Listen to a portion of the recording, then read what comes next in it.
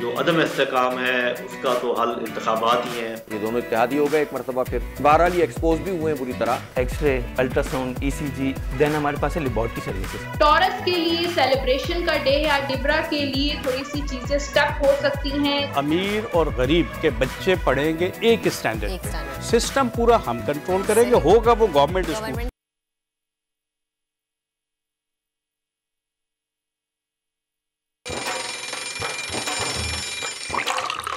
आजकल जिंदगी ही सुबह आउट ऑफ कंट्रोल है, दुनिया बोल है, तेरी दुनिया बोल है।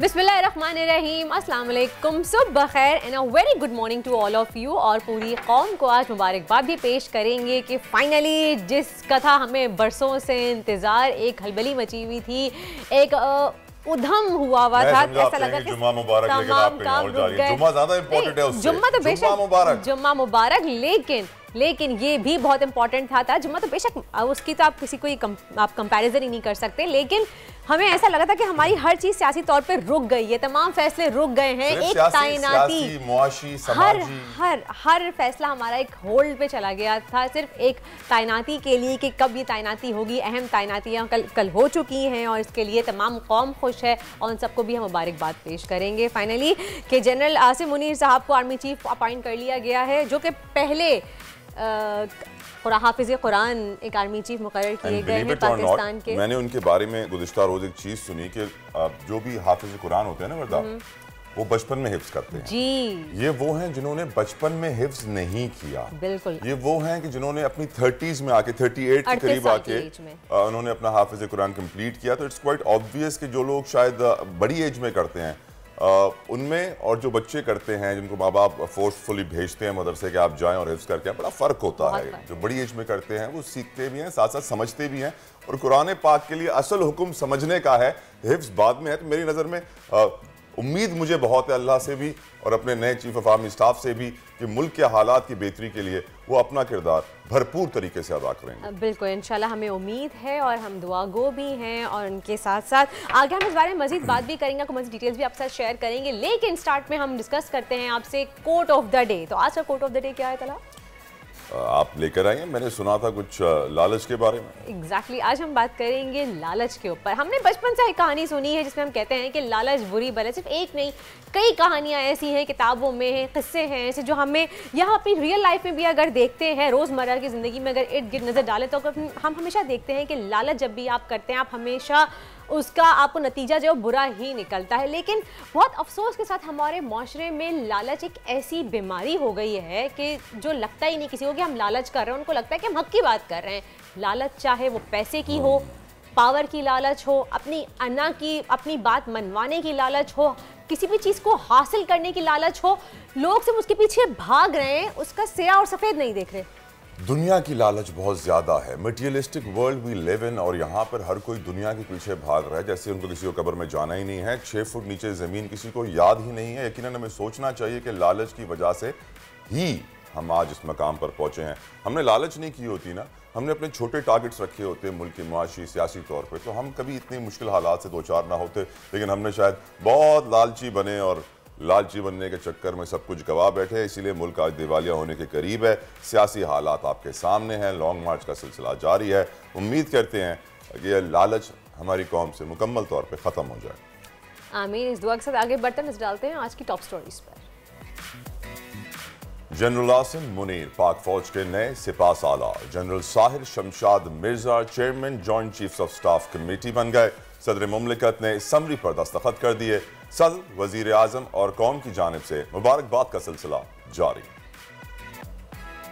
हकीकी आज़ादी मार्च का मैदान सजने को तैयार। मुल्क भर से खिलाड़ियों की 10 सिटी आमद का सिलसिला जारी है। इमरान खान कहते हैं कि पुरअमन एहतजाज हमारा हक है।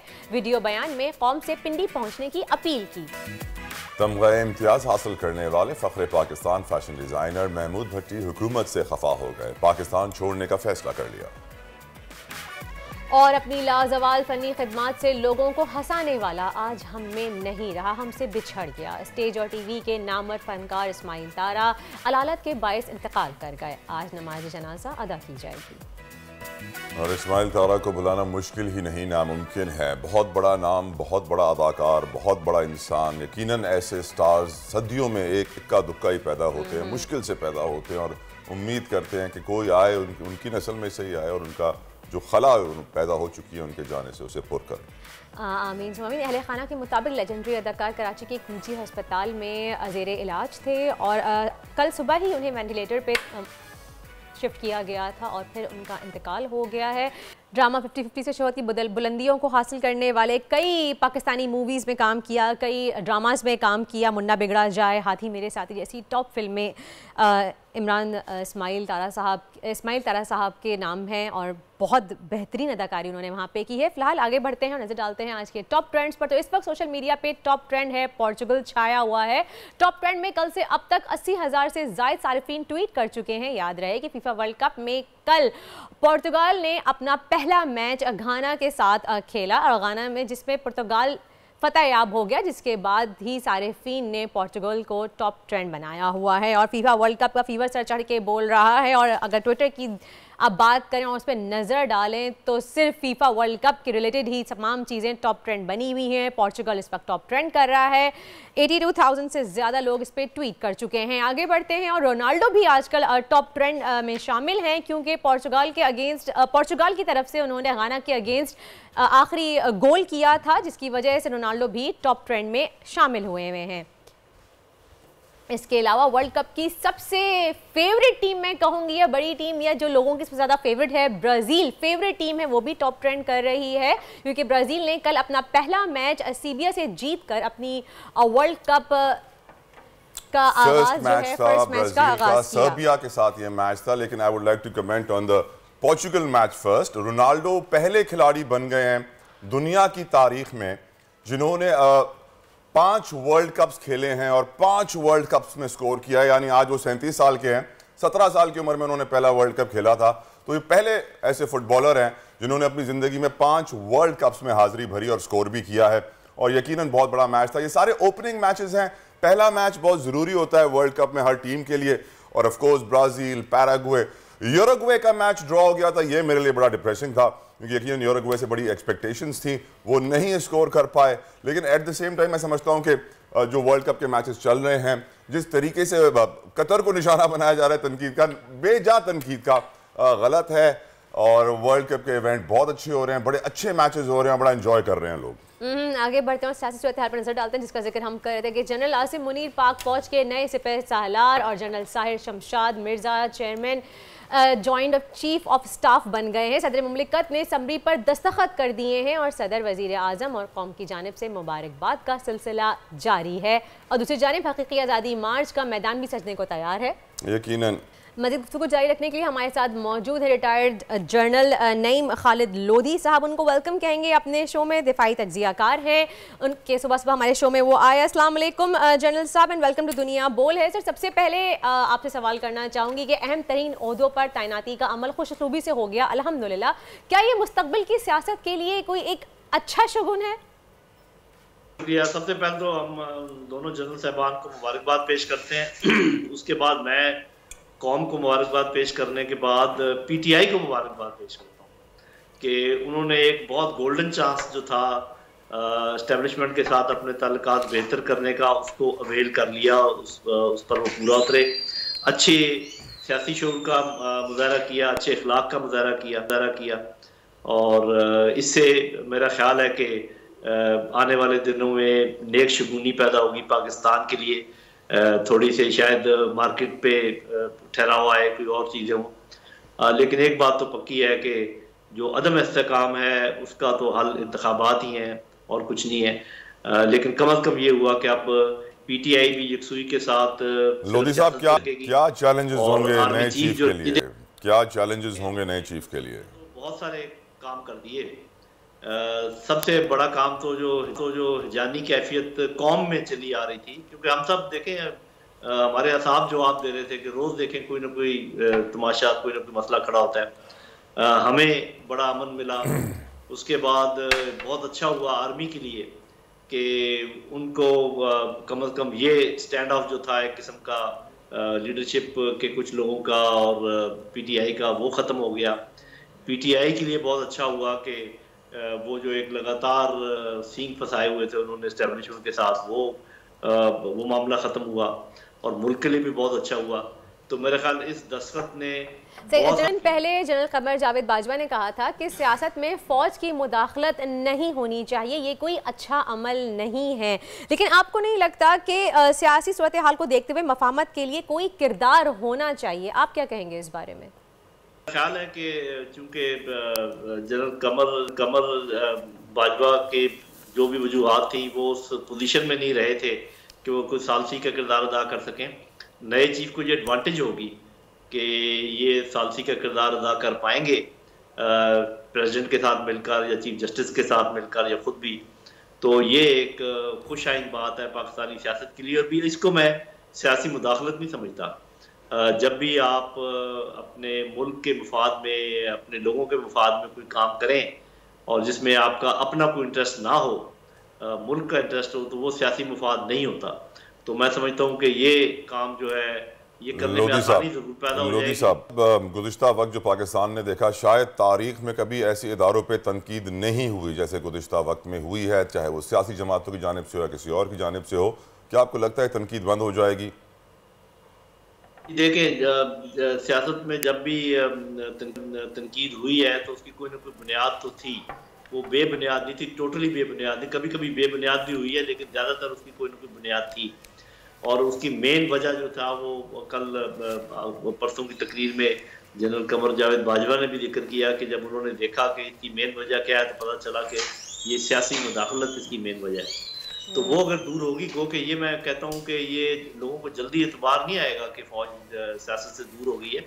सियासत को लगातार अपने किरदार, अपने एक्शन से साबित करना पड़ेगा कई सालों तक कि वो सियासत में मुदाखलत नहीं कर रहे, सियासत से दूर हो गए हैं। तो फिर ये जो बिला वजह की तनकीद है ये भी दम तोड़ जाएगी। मेरा ख्याल है कम तो अभी से हो जाएगी और हो सकता है आने वाले कुछ महीनों के बाद ये कतल ख़त्म हो जाए और फौज की लीडरशिप के ऊपर जो तनकीद है वो बाकी अल्लाह करे। बहुत बहुत शुक्रिया आपका। जनरल रिटायर्ड नईम खालिद लोधी साहब हमारे साथ मौजूद थे। उन्होंने आगाह किया कि वाकई उनको लग रहा है कि शायद सालों लग जाएंगे ये बात प्रूव करने के लिए कि अब फौज का सियासत में कोई मुदाखलत नहीं है। सालों लग जाए पर हो जाए। आगे बढ़ते हैं और बात करते हैं जनाब, आज 25 नवंबर है जिसका शायद काफ़ी लोगों को इंतज़ार था आज की तारीख का, और कल का 26 नवंबर का दिन बहुत इंपॉर्टेंट दिन करार दिया जा रहा है कि खान साहब ने कॉल दी हुई है कि 26 को सब रावलपिंडी में पहुंचेंगे, एक बड़ा जलसा होने जा रहा है। लेकिन खान साहब के कारकुनान और जो उनके अहम रुकन हैं पार्टी के, वो आज ही रावलपिंडी में पहुँच जाएंगे। खान साहब हेलीकॉप्टर के जरिए कल रावलपिंडी पहुँचेंगे। राव रिजवान हमारे नुमाइंदे हमें लेटेस्ट अपडेट्स से आगाह करेंगे। राव बताइए क्या सूरत हाल है वहाँ पर, क्या तैयारियां आप देख रहे हैं? वैसे तो पूरी कौम की नज़रें नए सिपा सालार की तरफ है, लेकिन मेरी इतलात के मुताबिक वो 27 तारीख से अपनी जिम्मेदारियां संभालेंगे। आप क्या इतलात देंगे हमें? जी बिल्कुल आप सही कह रहे हैं कि जो इस टाइम जो है लोगों की जज्बा बड़ा दीदनी है, बड़ी आप देख सकते हैं मेरे अकब में भी लोग जो है पहले से मौजूद हैं। रात से लोगों के आमद का सिलसिला शुरू हो गया, कई लोगों ने रात भी यहाँ पर इस इकबाल पार्क में खैमा बस्ती है यहाँ पर गुजारी, बड़ी तादाद में यहाँ पर खैमा बस्ती कायम की गई है लोगों के लिए। और इस रावलपिंडी को जो शहर को जो है PTI के परचमों से सजा दिया गया, मुख्तलिफ मकाम पर खैर मकदमी बैनर लगाए गए हैं और रावलपिंडी के अवाम भी बड़े पुरजोश दिखाई दे रहे हैं। डोर टू डोर कैंपेन हो रही है, मुख्तलिफ मकाम पर रैलियों का इनेकाद किया जा रहा है। कल भी मशल बरदार रैली निकाली गई, आज भी बाइक की रैली निकाली जाएगी। तो कारकुनान बड़े पुरजोश हैं और रावलपिंडी के खासतौर पर जो कारकुनान हैं वो पुरजोश हैं। वो कह रहे हैं कि हम भरपूर तरीके से अपने कायद इमरान खान और आने वाले जो लोग हैं उनका इस्तकबाल करेंगे। मुल्क भर से लोगों की आमद का सिलसिला भी शुरू हो चुका है, बुजुर्ग हों, बच्चे हों, बूढ़े हों, ख़वातीन हों, हर तबके फ़िक्र के लोग जो है यहाँ पर पहुँचना शुरू हो चुके हैं। जलसा कल है लेकिन लोग आप देख सकते हैं कि अभी से पहुँच चुके हैं, 2-3 दिन पहले से आए हैं और हर एक का यही कहना है कि कल जो खान साहब ऐलान करेंगे, जो भी अगर वो धरने का ऐलान करें हम धरना देंगे, जब तक वो रुकने का कहेंगे हम रुकेंगे। राव रिजवान, लोगों को इनका राशन लाने के लिए कहा गया है, तो क्या ये इतलात आपके पास कुछ इस तरह की हैं कि सिर्फ 3 दिन के लिए ही ये धरना होगा? तो हम इसलिए वक्त से पहले आ गए हैं कि कोई किसी किस्म की जी आप सही कह रही हैं कि राशन क्या कुछ लोग तो राशन भी लेके आ रहे हैं, लेकिन कुछ बगैर राशन के अपनी मदद आपके तहत वो नाश्ता कर रहे हैं, खाना खा रहे हैं। उनका यही कहना है कि हम किसी की फंडिंग या किसी पैसों से नहीं, अपनी हकीकी आज़ादी मार्च और अपने कायद से मोहब्बत के लिए, इजहार के लिए यहाँ पर आ रहे हैं। और जितना हमें रुकने के लिए कहेंगे हम रुकेंगे। वो तो फैसला कल इमरान खान करेंगे कि कितने दिन रुकना है, 3 दिन रुकना है या मज़ीद ज़्यादा दिन रुकना है, क्या करना है। हम उन्हीं से बात करें, लोगों से हम उनके अल्फाज जानते हैं। आप ये बताएं कि कब तक रुकेंगे और क्या लाए मतलब, और अभी से आप पहुँच के जलसा कल है? इंशाअल्लाह ताला जब तक खान साहब हमें नहीं कहते कि आप वापस चले जाएं, हम यहीं रुकेंगे। हम देखेंगे, हमें ये गोलियां भी मारेंगे, हम जान देंगे इंशाअल्लाह ताला। हमें ये यहाँ से अगर किसी सूरत भी हमें खान साहब कहते हैं कि आप यहीं रुकेंगे तो हम यहीं रुकेंगे। जी आप क्या कहेंगे, कहाँ से हैं और क्या कहेंगे? मैं ज़िला हफ्ज़ाबाद से हूँ। सबसे पहले मैं बोल न्यूज़ के जनाब शेख शुएब साहब का शुक्रिया अदा करता हूँ जो हक और सच के साथ खड़े हो गए हैं। और इमरान खान साहब को मेरा यह पैगाम है, खान साहब अगर ये मेरी बात सुन रहे हैं तो इंशाल्लाह खून के आखिरी कतरे तक आपके साथ खड़े हैं। लाहौर से चले हैं, अमर बिल मारूफ से जलसे से लेकर चले हैं। आपको पता है इलेक्शन कमीशन हो, पिम्स अस्पताल हो, लाहौर हो, कराची हो, हम जाते हैं और इंशाल्लाह आप भी खड़े हैं। जब तक आप कॉल नहीं देंगे वापसी की हम नहीं जाएंगे, चाहे 6 महीने में यहाँ रुकना पड़े। 1 माह हमें हो चुका है घर से निकले हो, इंशाल्लाह 6 माह भी रुकना पड़े तो मजीद हम रुकेंगे इंशाल्लाह। जी हर कोई जो है अपने जज्बात का इजहार कर रहा है। आप किधर से आए और आपने तो लिखा हुआ है कफन बांध कर निकले हैं इमरान खान, क्या कहेंगे? मैं ज़िला रेमियार खान से हूँ। जब मैं घर से निकला था सर पे कफन बांध के निकला था, घर में बता के आया था एक बार राइट राव रिजवान, पीटीआई के कारकुनों का जोश और जज्बा इंतहाई दीदनी है और देखने से ताल्लुक रखता है। एक ब्रेक का वक्त हो जाता है वर्दा, एक ब्रेक लेते हैं, मिलते हैं आपसे एक ब्रेक के बाद। Stay tuned with us. आजकल जिंदगी ही सुबह आउट ऑफ कंट्रोल है, दुनिया बोल है, तेरी दुनिया बोल है। Welcome back after break. आप देख रहे हैं दुनिया बोल है। सोशल मीडिया पर जहां फीफा वर्ल्ड कप की वीडियोस धूम मचा रही हैं, वहीं बहुत सी गलत वीडियोस भी फीफा वर्ल्ड कप से रिलेटेड वायरल हो रही हैं। हमेशा से होती आई हैं। जितनी वीडियोस वायरल होती हैं उसमें तो आधी सही होती हैं, आधी झूठ होती हैं। इस दफ़ा जो वीडियो वायरल हुई है उसमें लोगों को मुसलमान होते हुए दिखाया गया है, कैंपेन चलाई गई है। यकीनन इसके खिलाफ बहुत सारे लोगों ने आवाज़ भी उठाई है कि ये वीडियो फेक है, इस पर यकीन ना कीजिए। असल में बताया जा रहा है कि वीडियो एक शहर, रशिया के एक शहर की है जहां पर ये लोग मुसलमान हुए थे। उसके बाद जो है ये वाली वो वीडियो है जो दिखा रहे हैं कि ग्राउंड में नमाज पढ़ी गई है। फीफा वर्ल्ड कप पे ग्राउंड में नमाज वीडियो दिखाएं, कौन सी वीडियो की बात कर रहे हैं? लेकिन वो ग्राउंड कतर का नहीं था, वो रशिया का ग्राउंड था जहां पे नमाज अदा की गई थी। और कह रहे हैं कि जी ये फीफा वर्ल्ड कप में हो रहा है। और फिर कहा जा रहा है एक वीडियो वायरल हो रही है जहाँ पे 500 से ज्यादा लोग मुसलमान हो गए। तो डॉक्टर जाकिर नायक ने भी जो है वो ये देख सकते हैं आप, वीडियो भी आपको स्क्रीन पे नजर आ रही है। सोचने की बात है, सोचने की बात है। यकीनन दूसरे शहरों की वीडियोस क्यों वायरल की जा रही है? 2016 की वीडियो है असल में, 2016 की जी, ये 2016 की पुरानी वीडियो है जिसको 2022 के फीफा वर्ल्ड कप से रिलेट करके वायरल किया जा रहा है। तो ये बात, मॉरल ऑफ द स्टोरीज की बात कितनी गलत है कि आप किसी भी खबर की तस्दीक किए बगैर आप सोशल मीडिया पे वायरल कर देते हैं और हज़ारों लोग उसको फिर मज़ीद शेयर करके आगे और वायरल कर देते हैं। तो इस तरह से एक गलत बयानी आगे फैलती है लोगों तक। तो हमारे इस्लाम में इस चीज़ की कितनी ममानत है, कितना सख्त गुनाह है, इसका ये जानने की कोशिश करेंगे। हमारे साथ मौजूद हैं डॉक्टर जमील राठौर साहब, इस्लामिक स्कॉलर, उनको वेलकम कहेंगे अपने शो में। अस्सलाम वालेकुम डॉक्टर साहब एंड वेलकम टू दुनिया बोल है। वालेकुम अस्सलाम रहमतुल्लाहि व बरकातुहू। तलहा और वर्दा, आपको भी मेरी जानिब से सलाम और आपके सारे नाज़रीन को आपको जुम्मा मुबारक भी हो। राठौर साहब ये बताइएगा राठौर साहब कि इस वक्त हम जिस दौर में रह रहे हैं ये इंफॉर्मेशन मैनिपुलेशन का दौर है। कुरान पाक की तालीमात वाज़ेह हैं कि कोई भी खबर मिले उसकी तस्दीक करो फिर आगे बढ़ाओ। सल्लल्लाहु तआला अलैहि वसल्लम आका दो जहां रहमतुल लिल आलमीन की तालीमात वाज़ेह हैं, कोई भी खबर मिले तस्दीक करो। लेकिन आज के इस फितने के दौर में हम देख रहे हैं कि हर झूठी खबर को ऐसे बड़ा चढ़ा के पेश किया जाता है और जो सच्ची खबर होती है उसको दबा दिया जाता है और उसको तोड़ मरोड़ के पेश किया जाता है। राठौर साहब जी हाँ बिल्कुल। तलहा साहब देखिए कि खबर जब भी कोई लाता है तो कुरान ने इसका एक स्टैंडर्ड मुतय्यन फरमा दिया कि तुम ये देखो कि खबर लाने वाला कौन है, अगर उसकी क्रेडिबिलिटी, इसलिए कि एक खबर आका करीम अलैहिस्सलातु व तस्लीम लेकर आए इसलिए इन्हें मुखबिर सादिक कहा जाता है। आप क्या खबर लेकर आए? ला इलाहा इल्लल्लाह। और खबर से पहले 40 साल इजहार नबूवत से पहले की जिंदगी में बाकायदा आपको पूरे अरब व अजब में सादिक व अमीन के आपके डंके बज रहे थे। लिहाजा जब आपने कहा कि मैं पहाड़ के पीछे से कहूँ कोई फौज आने वाली है तो तुम यकीन करोगे, बिलीव करोगे, फेथ रखते हो मुझ पर? सबने कहा वाई नॉट, क्यों नहीं, हम आप पर यकीन रखते हैं, आप सादिक व अमीन है। फिर जाकर आपने वो खबर दी जो दुनिया का कोई मीडिया, कोई सोशल मीडिया, कोई इंस्ट्रूमेंट्स, कोई इक्विपमेंट्स के जरिए खबर नहीं दे सकता। तो आपने कहा ला इलाहा इल्लल्लाह। फिर सुनो कि ला इलाहा इल्लल्लाह कहो और तुफलिहू, फलाह पा जाओ। तो यकीनी तौर पर खबर जो है उसके लिए देखना पड़ता है खबर देने वाला कौन है।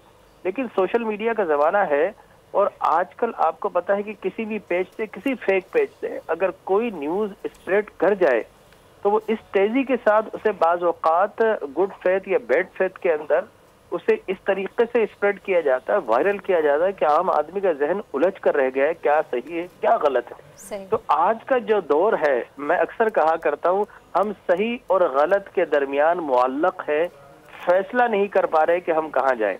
और जिस तरह आपने अपने इंट्रो के अंदर ये वाज़े फरमाया कि साहब वो नमाज पढ़ी गई ग्राउंड के अंदर और बाकायदा फिर इतने लोग इस्लाम ले आए, मैं ये समझता हूँ तलहा भाई कि इस्लाम इन चीज़ों का मोहताज हरगिज नहीं है। और मैं तो अक्सर कहा करता हूँ इस्लाम की प्रीचिंग की जरूरत भी नहीं है। आपका किरदार ऐसा होना चाहिए कि दूसरा देख कर कहे कि भाई तुम कौन हो, वो कहे कि मोहम्मद अरबी का गुलाम हूँ। पुकार उठे सामने वाला कि जब गुलाम इतना सच्चा है, इतना सादिक है, इतना रासबाज है, उसका कैरेक्टर इतना अच्छा है, उसकी स्पीच, उसकी गुफ्तगू इतनी अच्छी है, जब गुलाम इतना अच्छा है तो आका कितने अच्छे होंगे। सुभान अल्लाह। तो मैं अक्सर कहा करता हूँ, हमें ये क्यों बताना चाहता है मुसलमान है, हमारा किरदार ही मुसलमान होने की चीख चीख कर गवाही क्यों नहीं देता। अब जिस तरह आपने एक डॉक्टर साहब का जिक्र किया, तो अक्सर ज़ाहिर मीडिया इंडस्ट्री है तो बहुत सारी चीजें चला रहे होते हैं कि साहब इतना मजमा, आपको पता है कि 500 आदमी को आप 5 लाख दिखा सकते हैं। जी हाँ। तो वो ये सब करने की जरूरत नहीं है। और मैं ये समझता हूँ, हाँ एक बहुत अच्छी बात की, और ये बिल्कुल हर मुसलमान को होना चाहिए कि वो ऐसा पैगाम जरूर दे जो कि कुरान का पैगाम हो, जो हमारे नबी आखिरुज़्ज़मान सल्लल्लाहु अलैहि वसल्लम का पैगाम हो। और वो पैगाम दिया गया अमन की सूरत में। सूरह अहज़ाब या सूरह हश्र की आयत तिलावत की गई और गालिबन सूरह हुजरात की आयत तिलावत की गई, और बाकायदा वो ऐसा राठौर साहब था। तो मैं समझता हूँ कि वो $250 अरब उन्होंने जस्टिफाई कर दिए फकत एक अमल पर। बेशक। तो लेकिन इसके अलावा भी बहुत कुछ है राठौर साहब, इसके अलावा भी बहुत कुछ है। पूरे शहर में नबी करीम सल्लल्लाहु ताला अलैहि वसल्लम की हदीसें आवेज़ा की गई हैं। आगाज सेरेमनी कुरान पाक से हुआ। शराब नोशी, जिसके ऊपर बड़ा जोर था यूरोपियन मुल्कों के, आज तक कोई वर्ल्ड कप ऐसा नहीं हुआ जिसमें ग्राउंड के अंदर शराब अलाउ ना हो। ये पहला वर्ल्ड कप है जिसके अंदर ग्राउंड के अंदर शराब अलाउ नहीं है। उसके अलावा हम जिन्स परस्ती, LGBTQ के झंडे, उनकी टोपियां, कपड़ों का लिहाज, किस तरह का लिबास होना है, तमाम तरह ऐसे कवानीन इस वर्ल्ड कप में आए हैं। जो पहला मुस्लिम मुल्क है वर्ल्ड कप को होस्ट कर रहा है। मैं तो कतर का सर बड़ा फैन हो गया हूँ, आप क्या कहेंगे? जिस तरह से उन्होंने इस्लाम को रिप्रेजेंट किया है पूरी दुनिया के सामने, ये काबिल तारीफ है बहुत। जी देखें अतलहैन वर्दा, मैं आप दोनों से मुखातिब हूँ। देखिए इस्लाम को ये पोर्ट्रे किया गया है कि इस्लाम आ गया तो ये जितने बार्बर्स हैं, ये नाई हैं, ये शेव करने वाले, इनकी दुकानें बंद हो जाएंगी। अगर इस्लाम आ गया तो औरतों को खैमे वाले बुरक़े पहना दिए जाएंगे। और ये सब कुछ कहकर इस्लाम से लोगों को बरगश्ता किया गया, इस्लाम से दूर किया गया। इस्लाम तो मैं समझता हूँ कि इस दुनिया का most sophisticated, moderate and modern religion of this planet. तो इस्लाम देखिए, ये है इस्लाम की मंजर कशी। LGBT दुनिया का कोई बाअखलाक, बाकिरदार शख्स, चाहे वो क्रिश्चियन हो, चाहे वो ज्यूडिज्म से ताल्लुक रखता हो, चाहे वो इन्फिडेल हो, चाहे वो मुस्लिम हो, दुनिया का हर शख्स LGBT जो बाकिरदार शख्स हो वो उसको अलाउ नहीं करेगा, वो उससे नफरत करेगा, मुतनफिर होगा। दुनिया का कोई, अब देखिए यूरोप के अंदर 18 साल से पहले शराब नोशी क्यों मना की गई है? लोगों को ड्राइविंग लाइसेंस, ड्राइव करते हुए शराब नोशी क्यों मना की गई है? अगर शराब की हालत में ड्राइविंग करेगा तो ये अंदेशा है कि वह खुद को मार लेगा, किसी और को मार देगा। जब शराब की सूरत में दुनिया इससे मुत्तफिक है कि आपके लंग्स डिस्ट्रॉय हो जाते हैं, आपका स्टमक खत्म हो जाता है, आपको कैंसर हो सकता है, बहुत सारी बीमारियां हैं। तो जब दुनिया इस पर मुत्तफिक है तो मैं ये समझता हूँ कि ये बताया गया कि जनाब इस्लाम ने 14 सदियां कबल आपको किरदार, आपके अखलाक, आपकी मुआशरती जिंदगी। बेशक राठौर साहब, इस्लाम ने हमें उन तमाम चीज़ों से दूर रहने के लिए कहा है जो हमारे लिए मुज़र सेहत हैं, जो हमारे लिए कहीं ना कहीं वो ख़राब करती है, हमारे लिए सही नहीं है। इस्लाम ने आज से कई सदियों पहले उनसे ममानत करार दे दी थी, जहाँ पे शायद आज साइंटिफिकली उस चीज़ को प्रूव किया जा रहा है। बहुत बहुत शुक्रिया आपका जमील राठौर साहब, हमारे साथ मौजूद थे, आपने हमें आगाह किया। और तला, अब सिंध में भी इंतखाबात की फाइनली डेट आ गई है। सिंध में स्पेशली कराची की बात करेंगे तो वहाँ पर हम जानते हैं कि 15 जनवरी को इंतखाबात होंगे। कोर्ट में बड़ा शोर मचाया गया और बहुत सारे सवाल उठने लगे। MQM के अलग मुतालबात, पीपल्स पार्टी के अलग इशूज़ की सिक्योरिटी के मसाइल हैं, डिले करें। काफ़ी सारे एनालिस्ट ये कहते हैं क्योंकि उनका वोट बैंक इस वक्त तबाह हो चुका है, इसलिए वो चाहते नहीं है कि इलेक्शन अभी हो, इसीलिए ताख़ीरी हरबे अपनाए जा रहे हैं। लेकिन इन इंतखाबात में मेयर के एक बड़े स्ट्रॉन्ग कैंडिडेट हैं जमात इस्लामी के हाफिज़ नईमुर रहमान साहब, जिन्होंने हमें अभी ज्वाइन किया है, अमीर हैं जमात इस्लामी के। Thank you so very much हाफिज़ साहब, आपने अपना कीमती वक्त हमें दिया।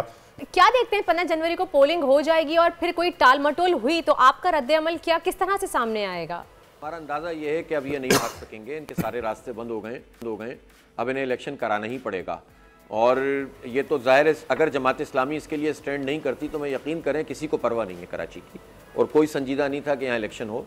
ये तो हमने इनके लिए high court, supreme court, election commission, सड़कों पर एहतजाज, सब तरफ से नाटक बंद कर दिया है। तो उसके नतीजे में अब ये इसके लिए तैयार हुए और इलेक्शन कमीशन ने भी इसका ऐलान कर दिया है। मैं समझता हूँ कि अब इलेक्शन कमीशन को आगे बढ़ना चाहिए और अपने इक़दामात के ज़रिए बताना चाहिए कि शफ़ाफ इंतखाब कैसे मुमकिन। सिंध हाई कोर्ट ने बल्दियाती इलेक्शन पर आपके मौक़िफ़ की हिमायत की और MQM की दरख्वास्त को रद्द कर दिया। पीपल्स पार्टी ने भी बल्दियाती इलेक्शन मुलतवी करवाने में कोई कसर नहीं छोड़ी थी।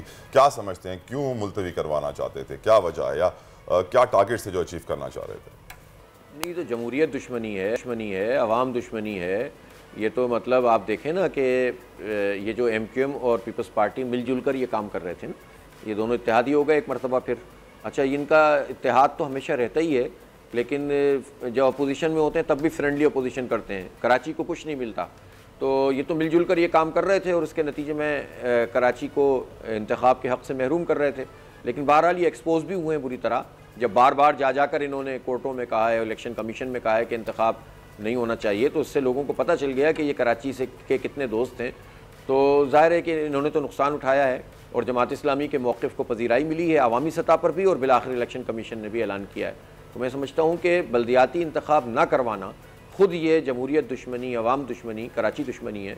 और बदकिस्मती से ये क्रेडिट पीपल्स पार्टी खुद ही लेती है इस सारी दुश्मनियों का, और पहले भी कभी वो नहीं कराना चाहते थे। आप याद करें 2009 से 2015 तक इन्होंने इलेक्शन नहीं कराए थे और एडमिनिस्ट्रेटर पे चलाया था, और इस पूरे अरसे में MQM उनकी इत्तेहादी थी। बहुत बहुत शुक्रिया। इस्लामी हाफिज़ नईमुर रहमान साहब हमारे साथ मौजूद थे, कराची के मेयर के कैंडिडेट हैं। वादा कर रहे हैं कि नौजवानों के लिए नौकरियां भी क्रिएट की जाएंगी, मसाइल कराची के हल होंगे। लेकिन ये वादे पहले भी बहुत सुने कराची वालों ने, यकीन करना थोड़ा मुश्किल होता है। एक ब्रेक लेते हैं यहाँ पे, वादा वफा करने वाला कोई आ जाए।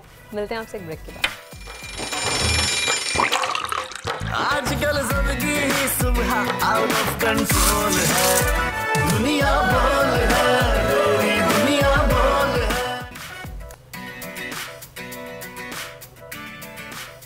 Welcome back after the break. आप देख रहे हैं दुनिया बोल है, और अब आपको एक ऐसी खबर देते हैं जो यकीनन उन अफराद के लिए बहुत ज़्यादा खुशगवार साबित होगी जिन्हें हॉस्पिटल जाने से डर लगता है, या फिर जिनके लवाहिकीन पाकिस्तान में मौजूद हैं और ख़ुद वो अब्रॉड में होते हैं, या फिर किसी वजह से आप हॉस्पिटल जा नहीं पाते, आपको टाइम नहीं मिल रहा है, कुछ टेस्ट करवाने हैं, मेडिकल रिपोर्ट चेक करवानी है, कंसल्टेशन करनी है, लेकिन आपके पास टाइम नहीं है, तो कैसे लेके जाएं? तो अब आपके लिए आसानी आ गई है। वो किस तरह से? www.sehat.pk वेबसाइट के ज़रिए, क्योंकि हमारे एक बहुत ही यंग जनरेशन है, हमारे आपको मिलवाते हैं उनसे, एक यूथ हमारी जो इस पे काम कर रही है, ये बहुत एक बाइस फ़ख्र बात है, बाइस खुशी की बात भी है।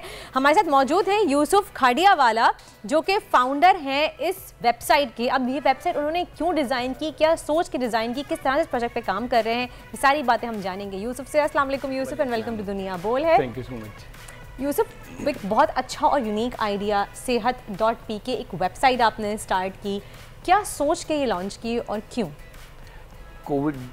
जब कोविड के दिन थे तो बहुत सारे पेशेंट्स ऐसे आते थे, आपके भी रिलेटिव्स में आप सुनती होंगी, मैं भी देखता था हॉस्पिटल एडमिनिस्ट्रेशन का पार्ट होते हुए, बहुत सारे ऐसे पेशेंट्स आते थे। फॉर इंस्टेंस अगर एक पेशेंट का ऑर्थोपेडिक फ्रैक्चर हुआ है कोई, वो उसको एक डर होता था कि मैं हॉस्पिटल जाऊँगा, इस फ्रैक्चर की वजह से अल्लाह ना करे पेशेंट को गॉड फॉरबिड कोई कोविड नहीं हो जाए, कोई और अक्वायर्ड इन्फेक्शन नहीं लग जाए।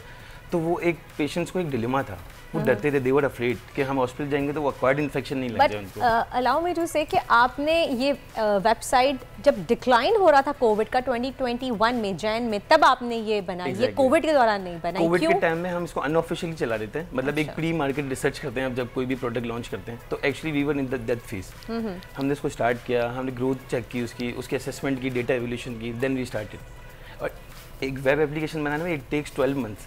मतलब एक वेब एप्लीकेशन बनाना, उसके बैक एंड पे बहुत सारी चीज़ें होती हैं, आपको टाइम लगता है, उसकी टेस्टिंग होती है, उसका टेस्ट एंड ट्रायल होता है, it takes time.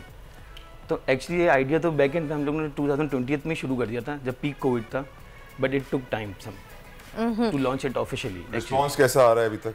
We are in the growth stage अल्हम्दुलिल्लाह। इंट्रोडक्शन स्टेज से भी हम निकल गए, अब हम ग्रोथ स्टेज में, अब मेच्योरिटी की तरफ जाना चाह रहे हैं हम लोग। तो सर्विसेज क्या क्या दे रहे हैं इस वेबसाइट के थ्रू? हमारी जो कोर सर्विसेज है वो नर्सिंग केयर है। फॉर इंस्टेंस एक पेशेंट है घर पे, उनको 12 वाली स्टाफ चाहिए। मैं अगर फॉरेन कंट्री में रहता हूँ, मेरे पेरेंट्स यहाँ रहते हैं, एजेड पेरेंट्स, मुझे कोई उनको असिस्ट करने के लिए बंदा चाहिए, तो वो हमारी सर्विसेज अटेंडेंट की। फिर हमारे पास कंसल्टेशन है, डॉक्टर एट होम, मतलब रिनाउंड कंसल्टेंट है जो आपके घर पे विजिट करते हैं। जैसे कि हमारे डॉक्टर ऑन अली ख्वाजा हैं, डॉक्टर अब्दुल हसीब हैं, renowned consultant. Doctor Abdul Haseeb हैं, वो कोविड के पहुंचाने वाले डॉक्टर हैं। एग्जैक्टली, बहुत रिनाउंड कंसल्टेंट है वो कोविड के। वो घर पे विजिट करते थे क्योंकि उस टाइम में पेशेंट्स बहुत डरते थे बाहर निकलने में, और सख्ती भी थी बाहर निकलने की, आपको पता है गवर्नमेंट की तरफ से। देन हमारे पास है लेबॉर्ट्री सर्विसेज, आपको कोई भी टेस्ट करवाना है घर पे, हम वो भी करते हैं। Then comes x-ray, ultrasound, ECG, echocardiography, these all diagnostics we provide at home. ये सारी घर पे आके करके जाते हैं? सब घर पे हो जाती है। पोर्टेबल मोबाइल हमारे पास सारे इक्विपमेंट्स हैं। We move to that your house और डेस्टिनेशन, फिर वहाँ पे आके हम परफॉर्म करते हैं। देन कम्स फार्मेसी, फार्मेसी भी हमने इंटीग्रेट कर दी है इसमें। आपको कोई भी फार्मेसी की सर्विस चाहिए, we can provide you at home. Wow, impressive. तो थोड़ा सा एक्सपेंसिव होगा मुझे लग रहा है comparatively to the other hospitals, right? कुछ सर्विसेज स्पेसिफिक एक्सपेंसिव है, like consultation, nursing care, it is little bit expensive comparative to hospital rates. But अगर मैं आपको इसको परसेंटेज में बताऊँ, 10% से ज़्यादा डिफरेंस नहीं होगा इसमें। राइट। हाँ, वर्दा हमारे मुल्क में टैलेंट है लेकिन उसकी कदर ज़ीरो होती है। ऐसे ही एक आर्टिस्ट थे जिन्होंने पहले मुल्क छोड़ा, और ये ऐसे आर्टिस्ट कोई छोटे मोटे आर्टिस्ट नहीं थे, इनको नेशनल अवार्ड से भी नवाजा गया है। लेकिन सैडली पहले इन्होंने मुल्क छोड़ा, अब वो वापस आए हैं। जो उनको नेशनल अवार्ड दिया गया था वो भी हुकूमत को वापस कर रहे हैं, कह रहे हैं कि मुझे ये अवार्ड नहीं चाहिए। अफसोस की सूरत हाल है। हम चलेंगे अपने नुमाइंदे की जानिब, मोइन जुबैर की जानिब, जो हमें इस आर्टिस्ट से मुलाकात करवा रहे हैं। पाकिस्तान के बड़े मशहूर और नामवर आर्टिस्ट हैं। जी मोइन। जी बिल्कुल, इस टाइम हमारे साथ मौजूद हैं पाकिस्तानी नियाज फ्रांसीसी फैशन डिज़ाइनर महमूद भट्टी साहब, जो दुनिया भर में अपनी शोहरत रखते हैं, अपना नाम रखते हैं। और पाकिस्तान में महमूद भट्टी साहब कई हवालों से मशहूर हैं। सोशल वर्क ये यहाँ पर कर रहे हैं, और हुकूमत पाकिस्तान ने इन्हें मुशर्रफ दौर में सितारा इम्तियाज़ से भी नवाजा। इसके अलावा कई ओहदे जो हैं हुकूमत पाकिस्तान की तरफ से इनको मिले हैं, लेकिन अब महमूद भट्टी साहब इन तमाम ओहदों को, इन तमाम एजाज़ात को वापस करके फ्रांस जो है वो परमानेंटली जाने लगे हैं। आखिर वजह क्या बनी है, महमूद भट्टी साहब की ज़ुबानी जानते हैं। अस्सलाम वालेकुम सर। हाँ जी, अस्सलाम वालेकुम सर। आपने बड़ा फलाही काम किया पाकिस्तान में। आप बच्चों को इस टाइम स्कॉलरशिप्स दे रहे हैं जो अच्छे मार्क्स लेते हैं। इसके अलावा बच्चियों की शादियाँ करवा रहे हैं। इस तरह के फलाही काम आप छोड़कर फ्रांस पेरिस में क्यों परमानेंटली जाना चाह रहे हैं, क्या वजह बनी है? इसलिए मैं जा रहा हूँ क्योंकि मैंने यहाँ पे ना यतीम खाना बनाना था। यतीमों के लिए मैंने ज़मीन ली थी मुल्तान रोड पे। अच्छा। अपनी मदर के नाम पे, क्योंकि हम बड़ी गरीब फैमिली से हैं। काफ के घर पे हम रहते थे। वहाँ पे मेरी माँ बड़ी गरीब थी क्योंकि फादर की डेथ हो गई थी। हमारे घर में एक भाई पैदा हुआ था, वो फ़रौन था। वो अपनी शादी करके माँ को ज़मीन पे लगा के भाग गया था। तो मुझे बड़ा शौक था यतीम खाना बनाने के लिए। बाहर जाके आपको पता ना, ओवरसीज पाकिस्तान में बड़ी वो पैसे ऐसे नहीं कमा लेते, 24 आवर मेहनत करनी पड़ती है। वो एक वकील को मैंने थोड़ी लेटर दिया हुआ था, उसने पकड़ के अपने और अपनी बीवी को गिफ्ट कर दी ज़मीन। जब मैं यतीम खाना बनाना लगा, मेरी मदर की डेथ हो गई थी, तो उसके नाम पे जब मुझे पता चला, वो जनाब वो वकील साहब ने अपने और अपने उस पर कर लिया। जब मैंने उससे बात की, उसने 12 केस मुझ पे बना दिए। अब सब चीज़ें मैं कर रहा हूँ बंद। ये मेरी लास्ट जो आपने हमें आगाह किया महमूद भट्टी साहब की आप बीती हम सुन रहे थे। बहुत दिल बर्दाश्ता हो गए हैं वो हुकूमत से और पाकिस्तान, क्योंकि उनकी ज़मीन जो उनकी सोच थी जिस पे वो एक यतीम खाना बनाना चाहते थे, उस पर कब्ज़ा हो गया है। बहुत अफसोस के साथ जिस वजह से वो दिल बर्दाश्ता होके अब ये मुल्क छोड़ के जा रहे हैं। एक हमारा बहुत बड़ा एक हमारे असासा हैं। जो अब हमारा मुल्क छोड़ के हमेशा के लिए चले जाएंगे। अफसोस होता है सब सुन के चीज़ें कि इस तरह से क्यों होता है। स्टार्ट में हमने जिक्र किया था लालच का, और शायद ये वही लालच है जिसका खामियाजा हम सब भुगत रहे हैं। खैर आगे बढ़ते हैं, चलते हैं हमारे सेगमेंट बोल प्रेडिक्शन की तरफ। उनसा शाह हमारे पैनल का हिस्सा हैं। वेलकम उनसा, वेलकम टू दुनिया बोल हैं and a very good morning to you. जी वालेकुम सलाम, गुड मॉर्निंग और जुम्मा मुबारक। कैसी हैं वर्दा? खैर मुबारक उनसा, मैं बिल्कुल ठीक हूँ, आप कैसी हैं? और सुबह सुबह आपको हमने दोबारा से आज याद किया। थैंक्स फॉर इनवाइटिंग मी, और बहुत अच्छा लगता है कि आप लोग जो है मुझे सुबह सुबह उठा देते हैं प्रेडिक्शन सुबह उठना सेहत के लिए बहुत अच्छा है। वैसे उनसा आज कार्ड्स क्या कह रहे हैं आपके? नई तकर्रियाँ भी हो गई हैं और हम दुनिया भी इस पे, खैर दुनिया तो नहीं है, खैर मैं ये कहूँगी कि इंडिया ने बड़ी तनकीद की है इस पे। बड़ा इंडिया मीडिया कल जो है वो उछल रहा था, चीख चिल्ला रहा था, बड़ा डर खौफ सामने आ रहा था, लेकिन अब उनको शायद साफ सूंघ गया है। लेकिन हमारी कौम बहुत खुश है, मुबारकबाद पेश कर रही है एक दूसरे को, और हम उम्मीद करते हैं कि हमारे लिए आगे हमारे मुल्क के हालात कुछ बेहतर होंगे, अच्छे होंगे। आपके कार्ड्स क्या कह रहे हैं फिलहाल? सियासी सूरत हाल कैसी लग रही है आपको? जी बिल्कुल, बहुत अच्छी न्यूज़ जो है वो मिली है, और माशाल्लाह से हमारे आर्मी चीफ और joint chief of army staff जो है उनकी तकरीरें हो गई हैं, और बहुत अच्छी तरीके से कौम ने वेलकम किया है दोनों को। और कार्ड्स जो आए हैं अवाम के लिए, 3 ऑफ कप्स की एनर्जी आई है, यहाँ पर पेज ऑफ कप्स की एनर्जी है, और दोनों की एनर्जी बहुत अच्छी है। लोगों ने बड़े खुले दिल से उनको वेलकम किया है, और इससे जो है ये जो अभी नई अपॉइंटमेंट्स हुई हैं इनसे बहुत माशाल्लाह से चेंज आएंगे, और आप खुद देखेंगे कि मुल्क में बहुत एक पॉजिटिव एनर्जी मुझे आती हुई नजर आ रही है। जहाँ तक वर्दा आप इंडिया की बात कर रही थी, इंडिया के जो कार्ड्स हैं वो तलवारों के कार्ड्स हैं। नाइट ऑफ सोर्ड्स का कार्ड है, यहाँ पर 6 ऑफ सोर्ड्स का कार्ड है, उसके साथ एम्परर का कार्ड भी है। तो जो नाइट ऑफ सोर्ड्स का एनर्जी मुझे नजर आ रही है, ये लोग बड़े डिप्लोमेटिक हैं इंडिया वाले, और अभी बहुत तनकीद करते हुए नजर आ रहे हैं, और तरह तरह की जो है बातें अभी करेंगे। बहुत कल तो इंडियन मीडिया इतना चीख चिल्ला रहा था, उनके न्यूज एंकर्स आपको वैसे ही पता है वो टॉप ऑफ द वॉइस जाके बात कर रहे होते हैं, और फिर राई का पहाड़ बनाने में मास्टर हैं।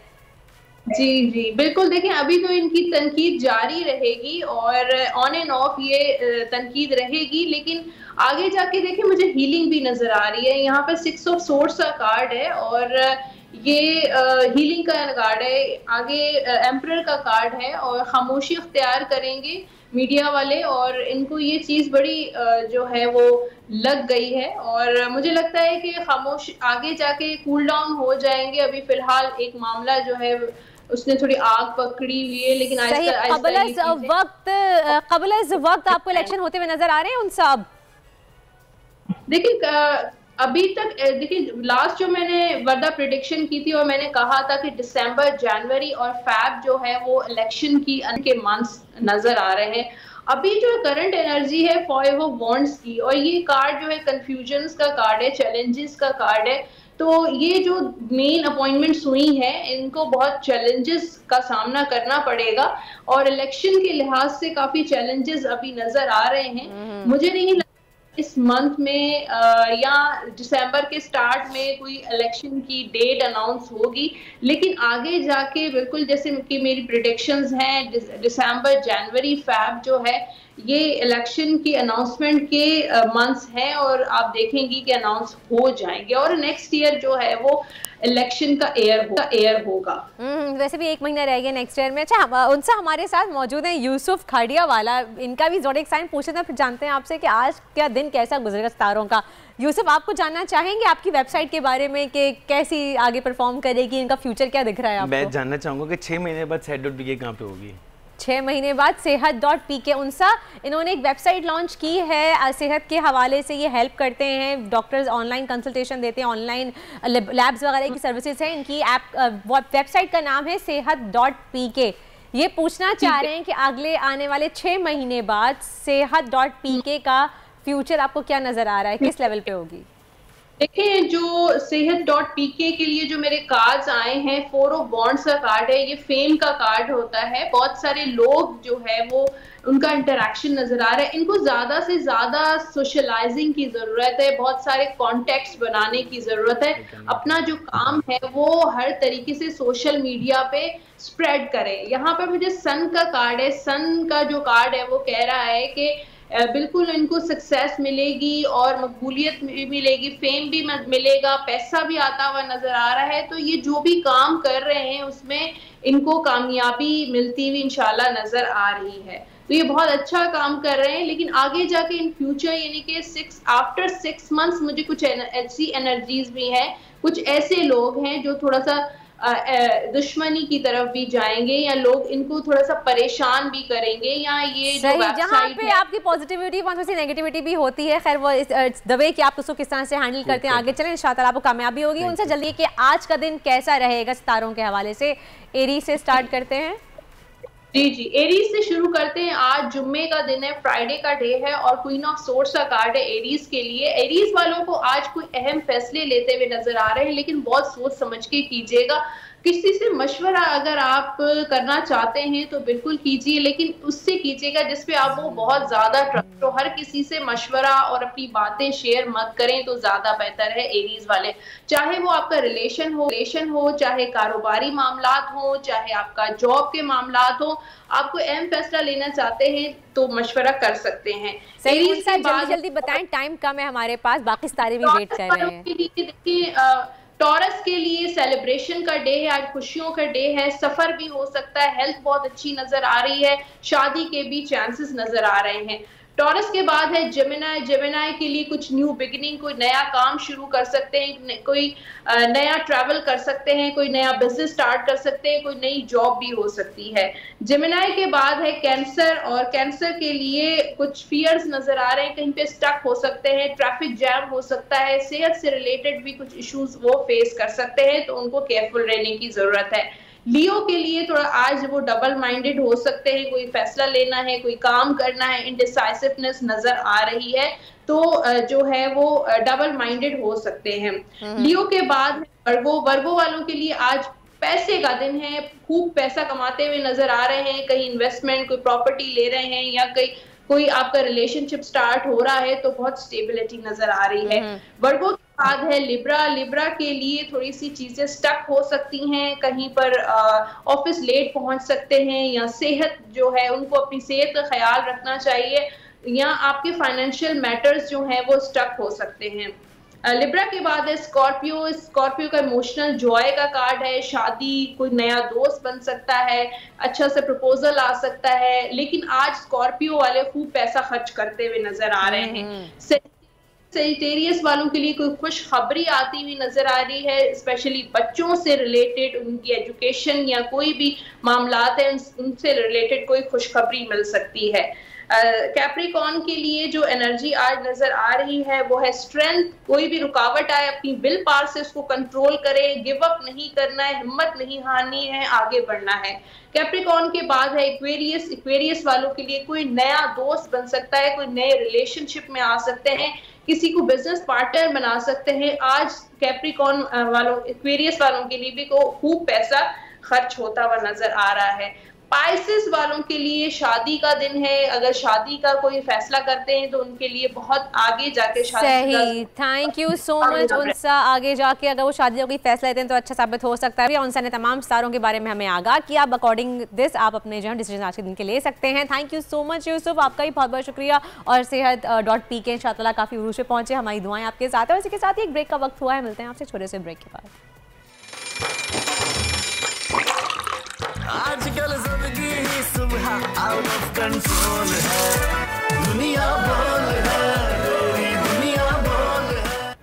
जी जनाब, तो वक्त हुआ है इस वक्त मौसम की अपडेट लेने का। मौसम की सूरत हाल कैसी है आपको आगाह करते हैं। मुल्क भर के मौसम पर एक नज़र डालते हैं और बताते हैं कि भाई कराची के मुल्क के बलाई इलाकों में शदीद ठंड पड़ रही है, लेकिन कराची समेत हल्की फुल्की खुनकी यहाँ पे कराची भी जारी हो गई है। लेकिन वस्ती जो इलाके हैं वहाँ पे अगर बात करें वस्ती की, मशरक़ी पंजाब और बलाई सिंध में सुबह के औक़ात में हद निगाह बहुत कम हो रही है क्योंकि धुंध ज़्यादा हो गई है। इसके अलावा अंदरूनी सिंध और कराची में भी सुबह के वक्त शदीद ओस से मौसम इंतहाई इंतहाई दिलकश हो गया है और आज कराची की दर्जा हरारत की बात करें तो कम से कम दर्जा हरारत 16, लाहौर में 10, इस्लामाबाद में 11, कोयटा में 4 और पेशावर में 11 डिग्री रहेगा। वैसे उम्मीद है कि आज और कल कराची में शायद शाम के औकात में या रात के औकात में थोड़ी सी ठंड बढ़ जाए, तो अपने गर्म कपड़े निकाल लें। और मौसम से फिलहाल इतना ही, लेते हैं एक ब्रेक, मिलते हैं आपसे एक ब्रेक के बाद।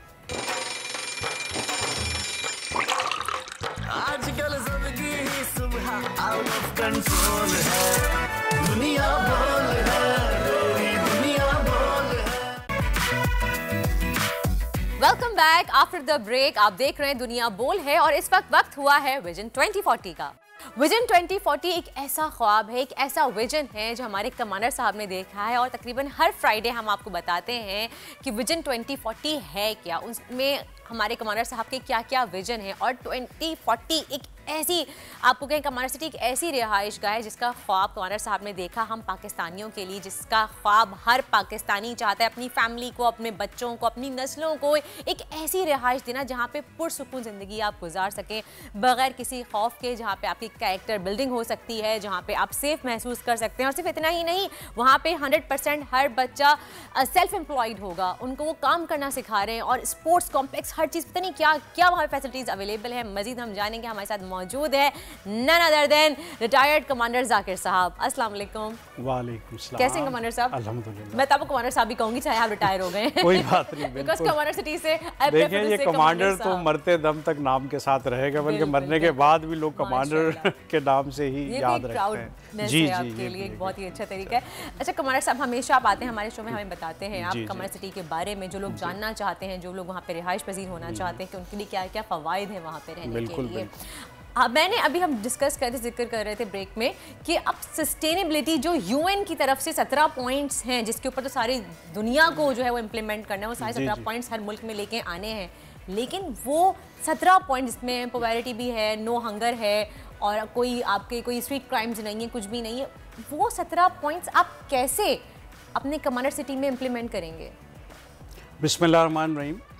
देखिए, जब मैंने कमांडर सिटी को प्लान किया या विजन 2040 प्लान किया कि उसमें क्या क्या होना चाहिए, तो जिन दिनों में स्टडी कर रहा था तो मैंने ये गोल्स स्टडी किए यूनाइटेड नेशंस के कि ये 17 गोल्स पूरी दुनिया ने इम्प्लीमेंट करने हैं 2030 तक। ये यूनाइटेड नेशन ने एक टास्क दिया हुआ है, लेकिन इन गोल्स से क्या नतीजा निकलेगा इसको मैंने एनालाइज़ किया और मैं बड़ा इम्प्रेस हुआ फिर कि अगर ये सब कुछ हो जाए, ये 17 गोल्स किसी भी जगह, ख्वाह वो मुल्क हो, ख्वाह वो सोसाइटी हो, ख्वाह वो शहर हो, कहीं पे भी अगर इनको इम्प्लीमेंट कर दिया जाए तो वाकई उधर एक आइडियल मुआशरा कायम हो जाता है। तो फिर मैं सिर्फ यहाँ तक नहीं महदूद रहा, मैं फिर गया यूनाइटेड नेशंस के प्रोग्राम में हिस्सा लेने और वहाँ जो एक ट्रेनिंग सेशन मैंने ग्रीस पे अटेंड किया अपनी टीम के साथ, कि हम वहाँ पे जाके मज़ीद सीखें कि क्या हम करें कि हम अपने शहर को जो हम बसाना चाह रहे हैं जन्नत नुमा बना लें। तो जब हम ग्रीस गए और वहाँ पे ज़ाहिर है ज़्यादा लोग जो है वो डेवलप्ड कंट्री से आए हुए थे और इस रीजन से मेरे ख्याल है हम वाहिद मुल्क थे जो वहाँ हम पहुँचे थे इस प्रोग्राम में हिस्सा लेने।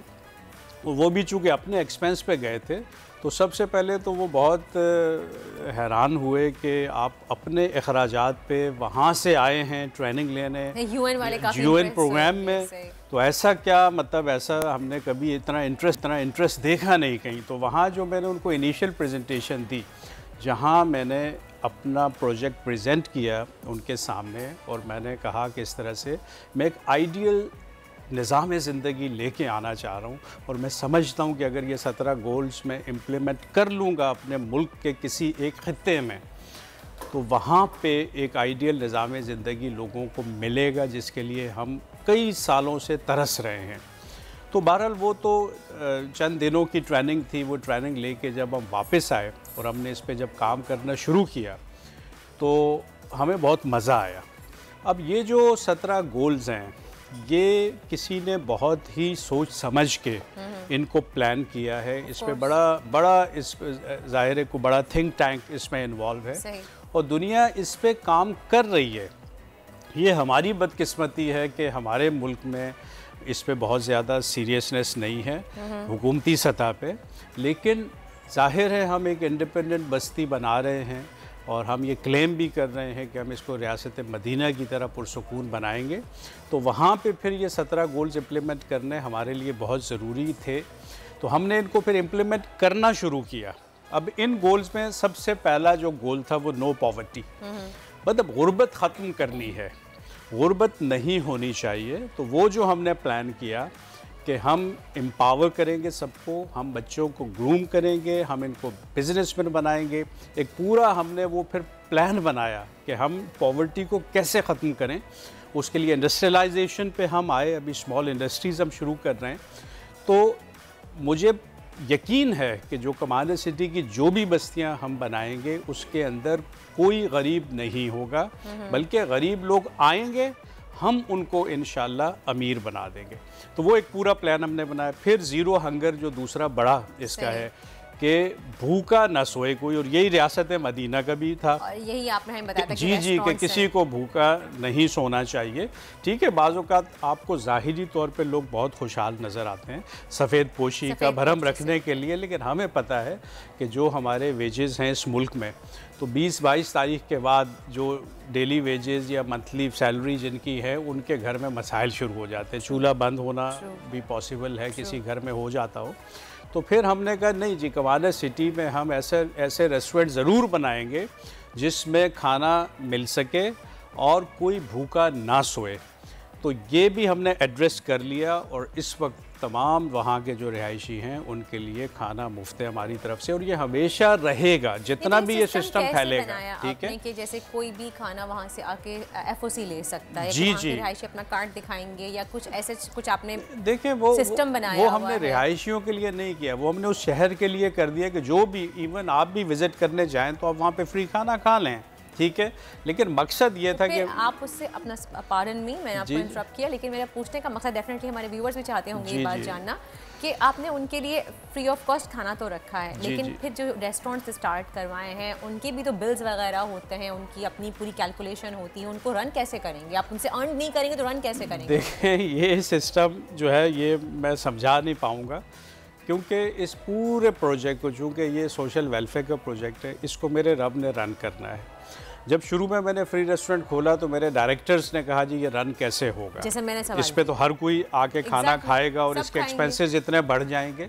लेकिन मैंने उनको यही कहा कि ये रेस्टोरेंट मैंने नहीं रन करना है, नहीं आप ना है, इसको मेरे रब ने रन करना है। ठीक है, और अल्हम्दुलिल्लाह आज 2 साल हो गए हैं वो रेस्टोरेंट चल रहा है और आज उसमें 1000 से ज़्यादा लोग डेली खाना खा रहे हैं। अब कहीं ना कहीं से बरकतें आ रही हैं, कहीं ना कहीं से जब आप भला करते हो लिल्लज़ीना आसनु फ़ी हाज़िहि दुनिया हसना, तो रब आपका हाथ थाम लेता है। हज़रत अली का कौल है कि मैंने किसी सदका खैरात करने वाले को मुफलिस होते नहीं देखा, मतलब कोई सखी इंसान मुफलिस नहीं हो सकता। ठीक है, तो इस पे बिलीव है हमारा। ठीक है, और जितना हम उसमें मतलब ज़्यादा वैरायटी लेके आते हैं खानों में, या जितना हम अच्छा करते हैं, जितनी सफाई रखते हैं, उतनी बरकत बढ़ जाती है। लेकिन बहरहाल इसको भी मैंने यूनाइटेड नेशंस के यही 17 गोल्स में से एक ज़ीरो हंगर वो सेलेक्ट करके इसको किया। फिर हम आते हैं गुड हेल्थ एंड वेलबींग। यहाँ पे फिर हमने एक अच्छा मेडिकल सेंटर वहाँ पे बनाया, और आगे जो हॉस्पिटल हम 200 बेड का तामीर हो रहा है, जो इंशाल्लाह 2025 में मुकम्मल हो जाएगा, उसके अंदर जो वहाँ के रिहायशी हैं उनके लिए बहुत सारे इंसेंटिव्स हम लेके आ रहे हैं। हम वहाँ पे हेल्थ कार्ड का सिस्टम लेके आएंगे जिसमें उनके बहुत सारे ट्रीटमेंट फ्री होंगे। गायनी ट्रीटमेंट मुकम्मल फ्री मैं कर रहा हूँ उस हॉस्पिटल में। गायनी मुकम्मल फ्री होगा, मदर केयर से लेके बच्चे की बर्थ और उसके बाद उसका मिल्क, वो हमारी जिम्मेदारी रहेगी। ठीक है, तो ताकि एक सेहतमंद बच्चा हम पैदा कर सकें, क्योंकि बच्चा सेहतमंद होगा तो उसका जहन सेहतमंद होगा। ठीक है, तो अब हमारे यहाँ ये होता है कि गुर्बत की वजह से वो डाइट मदर नहीं ले पाती और बच्चे वीक पैदा होते हैं। जी, और बहुत ज़्यादा तादाद में हमारे मुल्क में डेथ पैदाइश के वक्त हो जाती हैं, ठीक है। मल्टीपल प्रॉब्लम, या तो मेडिसिन नहीं अफोर्ड कर सकती मदर, या अच्छे हॉस्पिटल नहीं मिलते उसको। जी जी, तो इसलिए हमारे ये विजन में ये शामिल है राइटिंग में कि वहाँ पे तमाम गायनी जो है वो फ्री होगा, चाहे वो अमीर है या गरीब है। तो ये तो हेल्थ केयर। फिर आ गया क्वालिटी एजुकेशन, क्योंकि बड़े बड़े गोल्स मैं एक्सप्लेन करूँगा कि हम क्या कर रहे हैं। क्वालिटी एजुकेशन, अब ये हक है, अमीर हो या गरीब हो, हमारे जितने इंस्टीट्यूट्स हैं उसमें सब अमीर और गरीब के बच्चे पढ़ेंगे एक स्टैंडर्ड पे, जबकि फ़ी डिफरेंट है। हाँ, ये आपने गरीब कम फ़ी दे रहा है, अमीर ज़्यादा फ़ी दे रहा है, दरमियाना वो दे रहा है, लेकिन स्टैंडर्ड एक है, टीचर वही है। और यही सिस्टम जो है एक आइडियल स्टेट में होना चाहिए। और इसके साथ साथ हम फ्री स्कूल लेके आ रहे हैं, हम गवर्नमेंट स्कूल बना रहे हैं, कंस्ट्रक्ट कर रहे हैं बिल्डिंग, वो हम गवर्नमेंट को देंगे और उसको हम अडॉप्ट करेंगे, ठीक है। सिस्टम पूरा हम कंट्रोल करेंगे, होगा वो गवर्नमेंट स्कूल। तो इंशाल्लाह अगले चंद सालों में बेस्ट गवर्नमेंट स्कूल्स आपको मिलेंगे कमांडर सिटी के अंदर, जहां बच्चों की एजुकेशन मैट्रिक तक तो वैसे ही सिंध गवर्नमेंट में फ्री है, ठीक है। बुक्स तक उन्होंने देनी होती है, लेकिन हमारे आइन में लिखा है कि मैट्रिक तक की एजुकेशन जो है वो फ्री है, लेकिन हम लोग हुकूमत को हमेशा रोते रहते हैं कहीं नहीं है गवर्नमेंट। एक प्रॉपर सिस्टम नहीं है, इसलिए वो फ्री बुक्स भी बाज़ारों में बिकती हुई देखी गई हैं, ठीक है।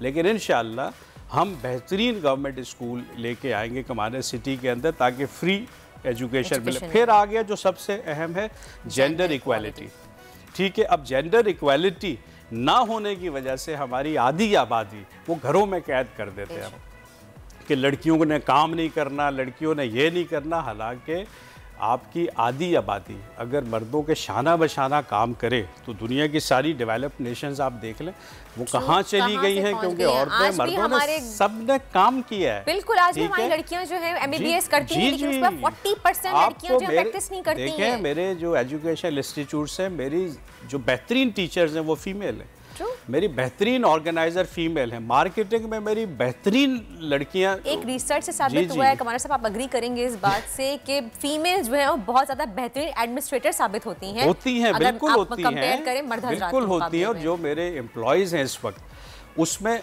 आधी तादाद तकरीबन फीमेल की है। इवन फील्ड में बिल्डर तक मैंने बना दिया लड़कियों को। तो ये जेंडर इक्वालिटी अगर हम इसको ख़त्म नहीं करेंगे हम कभी भी सर नहीं उठा सकते। उसके बाद है क्लीन वाटर एंड सैनिटाइजेशन, इसमें मैंने मिनरल वाटर प्लांट्स लगाए और हम फ्री मिनरल वाटर सबके लिए फ्री, और ये लगते रहेंगे। जितनी आबादी कमांडर सिटी में आएगी सबको मिनरल वाटर फ्री मिला करेगा पीने को, ठीक है। फिर आते हैं अफोर्डेबल एंड क्लीन एनर्जी। अब यहाँ पे हम चूँकि गवर्नमेंट से नहीं ले रहे बिजली, हमारा बिजली का अपना निज़ाम है, हम सोलर पे आ रहे हैं, हम आगे बायोगैस पे आ रहे हैं, हम ऐसे जो है सोर्सेज जो है वो वहाँ पे जनरेट कर रहे हैं कि हम सस्ती बिजली दे सकें। इस वक्त भी हम 25 रुपये यूनिट दे रहे हैं, हालांकि के इलेक्ट्रिक 40-45 इस तरह से वो यूनिट कॉस्ट हो गई है। और मैं चाह रहा हूँ कि मैं बिजली की कॉस्ट कम करके कहीं 5 रुपये 10 रुपये यूनिट दूँ लोगों को, और इंशाल्लाह मुझे लगता है कि अगले 2-3 साल में हम ये अचीव कर लेंगे। मेरा अगला सवाल यही होने वाला था आपसे कि 25 पे भी हमने कम करना है, हमने कम करना है। इनको बिल्कुल सस्ती बिजली देनी है, ये इनका हक है लोगों का। और फिर जब आप सस्ती बिजली से इंडस्ट्री चलाते हैं तो आपकी प्रोडक्शन कॉस्ट कम आ जाती है। लेकिन हमारी बदकिस्मती ये कि हमने उस तरफ काम ही नहीं किया। हमने आज डैम बनाए, उधर 2.5 रुपये यूनिट बिजली कॉस्ट कर रही होती, हमने उधर काम ही नहीं किया, ठीक है। लेकिन चलें, इस वक्त हम गवर्नमेंट पे तो बात नहीं कर रहे, हम तो कह रहे हैं कि हम 17 गोल्स को कमांडर सिटी के अंदर कैसे इम्प्लीमेंट कर रहे हैं। तो वो इंशाल्लाह हम एक दिन आएगा 5-10 रुपये यूनिट बिजली दे रहे होंगे। फिर आ गया decent work and economic growth. देखें, इस पे पहले भी हमने प्रोग्राम में बात की थी कि हमने काम करना है, हम सब ने काम करना है। वहाँ के बच्चों ने अपने जो रोल है वो प्ले करना है इकोनॉमिक ग्रोथ में, जिस तरह मैंने कही हम स्किल डेवलप करते हुए उनको बिज़नेस की तरफ लेके आ रहे हैं। ख़वातीन ने अलग हम उनको लोन दे रहे हैं, वो अपना बिज़नेस सेट कर रही हैं। मर्दों ने अलग, उनको हम स्मॉल इंडस्ट्रीज़ लगा के उनके अंदर ला के ट्रेन करके अंदर हम प्रोडक्शन का एक सिस्टम लेके आ रहे हैं कि सबको जॉब मिले। ये तो सब आप माशाल्लाह कर रहे हैं, आपने हमें पिछले शोज में ही बताया। एक है जो UN का एक गोल है लाइफ इन वाटर, जी जी, ये कैसे करेंगे आप? देखिए, लाइफ इन वाटर की जो बात है, इस पे भी हमने काफ़ी वहाँ पे एक पूरा दिन वहाँ पे जब मैं ट्रेनिंग के लिए गया ना, तो उन्होंने हमें बताया कि देखें पानी के अंदर जो अगर देखें मछली खाते हैं, अगर आप मछली एकदम से ख़त्म कर देंगे तो फिर क्या खाएंगे। जिस तरह हमारे यहाँ जो है बारीक जाल इस्तेमाल करके जो ग्रोथ पीरियड होता है उसके अंदर भी वो मछलियाँ जो है जाल भर के बच्चे निकालते हैं और उनसे ये फीड बनाते हैं मुर्गियों की। देखिए कितना जुल्म है, ठीक है। तो यहाँ पे जो है उन्होंने कुछ यूनाइटेड नेशंस ने रूल बनाए हैं कि इतना बड़ा जाल आप नहीं यूज़ कर सकते जिसमें बारीक सुराख हो या बच्चे नहीं पकड़, ये ऑफेंस है दूसरे मुल्कों में, ठीक है। जरूरत नहीं होगी, नहीं, यहाँ पे हम लेके आ रहे हैं। देखें हम आगे फिश फार्मिंग कर रहे हैं, ठीक है। हम वहाँ पे जो मैंने लास्ट टाइम भी बताया था कि हम वहाँ पे वाटर रिजर्वायर्स बना रहे हैं अपने, ठीक है। जो भी बारिश का पानी हर साल आएगा हमारे रिजर्वायर में वो जमा होगा, जहाँ पे हम फिश फार्मिंग कर रहे हैं प्रॉपर, ठीक है। कमांडर सिटी के लोग इंशाल्लाह अपनी मछली खाएंगे। अरे क्या कमांडर साहब, आप तो ये बात करते हैं ना तो मुझे ऐसा लगता है कि बिल्कुल हम कोई ख्वाब देख रहे हैं या किसी ख्वाबों की दुनिया में जाने वाले हैं। लेकिन हमारी दुआ है, मैं पूरी उम्मीद करूंगी कि आप इस तरह की हेल्दी लाइफस्टाइल गुजार सकें। देखें जो ये 17 गोल है ना, 17 गोल आप जिस गोल का यहाँ पे नाम लेंगी मैं आपको पूरा प्लान बताऊंगा, क्योंकि हमने इस पे डे नाइट काम किया है ना, ठीक है। उसके बाद आप वक्त खत्म हो गया कमाल साहब, इंशाल्लाह नेक्स्ट वीक हम आपसे मिलेंगे तो मजीद जानेंगे कमाल सिटी के बारे में, क्योंकि मैं बहुत ज़्यादा क्यूरियस हो रही होती हूँ जानने के लिए कि इस हफ्ते हमें क्या नया पता चलेगा।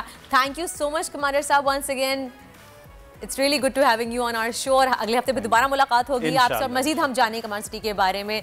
तो आई होप आपको ये पसंद आया होगा और आप लोगों ने भी जाना हो कमांडर सिटी में अगर आप रिहायशी बनना चाहते हैं तो आपको कितनी सहूलियात फराम होंगी, आपकी नस्लें संवर जाएंगी। अगर आप कमांडर सिटी में घर लेना चाहते हैं तो अभी आप कमांडर सिटी विजिट कीजिए या फिर इनकी वेबसाइट पर जाके आप विजिट कर सकते हैं और फर्दर प्रोसीजर्स आगे कर सकते हैं। और इसी के साथ ही आज के शो का वक्त होता है खत्म, फिर मिलेंगे आपसे इंशाअल्लाह मंडे को। Till then take good care of yourself. अल्लाह हाफिज़।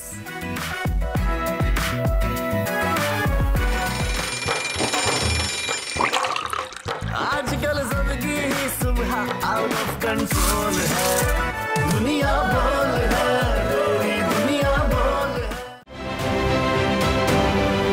आप ये समझें, ये जो हक है ना, हक पे खड़े रहना और हक को बोलना, ये दूर से लगता है तन्हा हो गए लोग। आप खान साहब को देखें, तन्हा दिखाई देने, सारी जमातें मिलकर उनके खिलाफ हैं, लेकिन आज भी पाकिस्तान की आवाम उस हक की आवाज़ के पीछे जो है 80% से ज़्यादा आवाम उनके साथ है। सेम एग्जैक्टली इसी तरीके से बोल की कहानी है भाई, बिल्कुल अलग आपको तन्हा दिखाई देगा, हर जगह आपको खड़ा हुआ नजर आएगा, हटेगा नहीं किसी चीज़ से, हक की इस पूरी चीज़ से। जाली केस है ना, ये हम पे उस वक्त बनाए गए थे जब हुकूमत यही थी, इन्हीं लोगों की हुकूमत थी ना। और ये जाली केस, इनको मैं नहीं कह रहा इस केस को जाली केस, इनको पाकिस्तान में क्या पूरी दुनिया में एक ऐसा शिकायत कुंदा नहीं मिला, एक ऐसा कंप्लेनेंट नहीं मिला जिसने ये कहा हो कि हमारे साथ फ्रॉड हुआ है। तो ये खुद ही बन गए कंप्लेनेंट और ये खुद ही इन्होंने खुद ही इन्वेस्टिगेशन की, उसकी खुद ही तफ्तीश भी की, यानी कि कंप्लेनेंट भी है, इन्वेस्टिगेशन ऑफिसर भी है। और इन द एंड इन्होंने फिर उसके बावजूद ये कोर्ट में जमा कराया कि जी ये केस जाली केस था। ये मेरी बात नहीं है, ये इनके इन्वेस्टिगेशन ऑफिसर की बात है। सब्सक्राइब करें और बेल दबाएं ताकि कोई खबर रह न जाए।